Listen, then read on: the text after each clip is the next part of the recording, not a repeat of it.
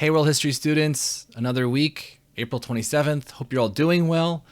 I miss you guys too. I know you probably aren't thinking that, but I am. First things first is the next content video that I'm going to make is called Chinese Communism, and I believe it's going to be a little bit more about communism, rise of communism in China, as well as starting the decolonization movement as many empires, particularly the British and the French, start fading away. What happens to their colonies and their gains for independence? The next thing I have is I've attached two separate DBQs. One's a 5 one that was a teacher generated, and another one is a 7 document one. So you can choose which one or do both, whatever. I'm going to be better at helping you through the 7 document one, but I wanted to give you one 5er that might work, but it's still, once again, a teacher submitted one, not necessarily College Board. Those of you who have enjoyed playing games, we had a good start last week. I'm going to continue that on Thursday between 1 and 3 p.m.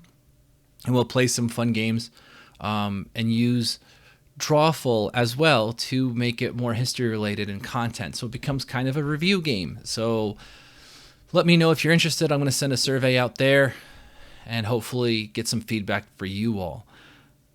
Next up, I understand with not all the grades and whatnot, some that aren't taking the AP exam, there's really no incentive to do any of this or learn any of it, except for, of course, you're going to get this content next year. So there's that. Secondly, there are some fun ways to learn. And so get your parents, because I'm going to recommend computer games. So one thing to recommend, if parents are listening too, my master's degree is in curriculum and instruction, with the concentration on technology in the classroom. That's why I've tried to develop activities in the classroom. That's why I've tried to do things differently with learning activities rather than just notes and PowerPoints and worksheets and stuff like that. Because there's other ways of using technology than just throwing computers at them. However, some computer games, some simulations can better imitate reality or simulation than anything I can make. And there are games out there that are amazing to help learning.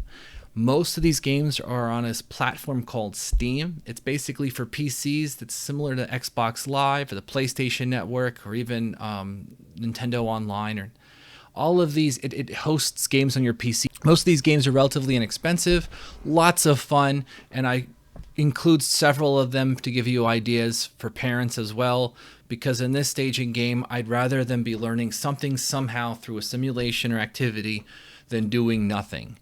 So that leads me to, of course, the next joke. What do you call a piece of wood that's got nothing to do? Bored. Anyway, some of the games to recommend. First one, Civilization 6 or Civilization 5. There's a whole series of them. I've been playing them since I was 10. Yes, I've been playing a lot of computer games. And Civ 6 is a really good simulation of global strategy, planning over time, empires rise and fall, technology, development of different tech over time. So it gives them a timeline, gives them a sense of what came after what, to give a pattern to how we've created the world we live in today. But it's also about trade, economics, policies, diplomacy, and of course war. That's usually how I win the game. But there's also science victories. You can launch a couple space shuttles and stuff up in the sky and everything and get points that way. But probably one of the better games in terms of understanding a lot of concepts in one game. The second game I recommend, particularly with the Cold War, is called Tropico. But Tropico is a game where you manage a island nation in the Caribbean during the Cold War. So you have to make the Soviets happy and the Americans happy, but neither one of them so happy that they want to be your ally and then make the other one angry. So you balance at the same point, do you allow elections in your island or not? So you manage the economy, trade, tourism, all in your tiny Caribbean community. The next game is called Twilight Struggle. It's a 2-player card-based game. You can buy the board game for about $70 on Amazon, but the publishers also have made a PC game as well as an iPad, iPod, or so iOS. I think it's on Android, but it's a cross-platform game that anyone can play on any device. So you could play with your children on 2 different devices as well. I could play them. I have it on Steam. And it's basically a 2-player Cold War sim. And as I've played it, it's grown on me in terms of how neat it is, because there's a lot of cards and a lot of different ways of playing. So the next game is called This War of Mine. And it's a survival of civilians in bombed out Yugoslavia during the Yugoslavian Civil War. And so you are civilians that make some very tough moral choices about what to do to survive. As much as that sounds scary, and it is rated mature, the research I've seen is games that include moral choices and decision making, despite whatever the player chooses, actually turn out to create more of a sense of morality in the player, that they see the consequences of their actions, both good and bad, and will make more moral and empathetic choices in real life. So there's a plug for that.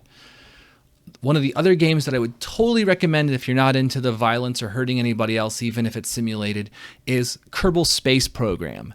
That is a game where you have the space race, but it's individual, and it's much more science-y than it probably is for history, but it's such a clever game. I've learned so much about astrophysics, rocketry, orbital patterns, propulsion, motion, all that stuff from playing this game, and really had to learn about how to do this because it was not easy. I mean, it's not rocket science. It is rocket science. It's science. So yeah. But I strongly recommend it. Those of you that do have it and are struggling with it, please talk to me. I've got a lot of tips. I had to have a friend watch me play it on Twitch and tell me how wrong I was doing, and she had a lot of fun making fun of how many mistakes I made. So yeah. And the last series is called the Total War Game series. Empire is probably number one for this class because it has a sense of global strategy, but there's also Total War Shogun and Fall of the Samurai that fits last unit. The Fall of the Samurai shows the Meiji restoration of the emperor and the fall of the shogunate in a civil war in Japan, but also with the weaponry and technology and trade of the late 1860s. So it's another review of industrialization. Also included, Empire Total War starts at around 1700 and is about global domination through empire as well as fighting your European wars is usually how it works out. But that game's pretty old, so it should play on most, and it's really fun. I've spent bazillions of hours on those games. So those are all the games. Remember, I'm going to try to plan for a game night or game day Thursday from 1 to 3. So I'll have a little sign-up sheet coming out with this email as well. I hope you all are doing well. And also, the email I sent last week with evening gameplay. Only about 15 of you have done this. So the more of you do it, the more I would see like what times work best for everyone and set up a couple times if that's what you all want to do. But I need more feedback. Otherwise, I don't know what you guys want or want to do. So anyway, I do miss teaching you all. And I hope you have a good week. See you later.